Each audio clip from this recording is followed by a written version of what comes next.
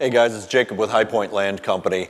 Today we wanted to make a video on the topic of can I exchange into farmland? People ask all the time. They call our offices and our agents and ask if I can exchange out of a rental property, out of a commercial building, out of another farm, out of a property that is held for investment or held for a real estate investment on the topic of a rental property, a commercial building, whatever it may be. Can I 1031 exchange that or 1033 exchange that into a farm? And I'm not a financial advisor, I'm not an accountant, I'm not a CPA in any means or an attorney. I'm a real estate broker in about 5 states currently, and we sell a lot of farmland, a lot of hunting land, a lot of pasture ground, recreational property, you name it.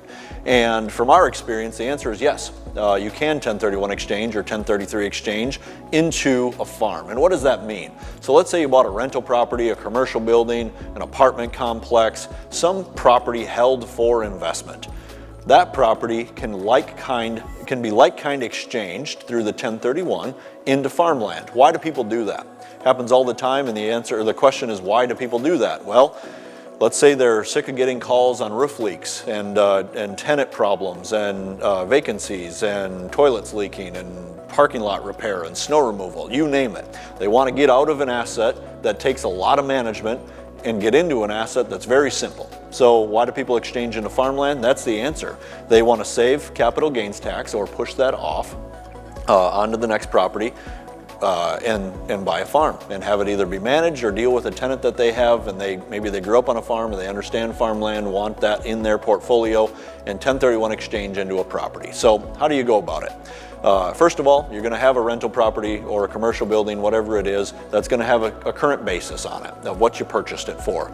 When you go to sell that property, if you have 45 days to name a farm or up to 3 farms, 3 properties, and you can 1031 exchange into one of those properties in 180 days, 6 months. So establish a purchase price that you want to go into a new farm or into a property in an area that you've done your due diligence on, you've hired professional real estate agents, you have established where you want to buy that farm, you put your property up for sale or sell it to somebody that's been hounding you to buy that property for years, name the new property with your qualified intermediary and your accountant and your attorney, make sure you have all your ducks in a row with those professionals, take the one property, sell it, name the new property, and 1031 exchange into that new property. Again, 45 days to name, 6 months to close into that new property. Now you can 1031 exchange that asset that maybe has a little bit more management headaches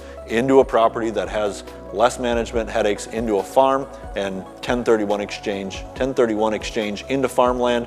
There's also a reverse exchange that you can tie up a property, and if you don't have a buyer for your property, there's a way to do it in a reverse setting, but you want to make sure that you have the planning done with your accountant, the qualified intermediary, your attorney, and your real estate agent in order to do it.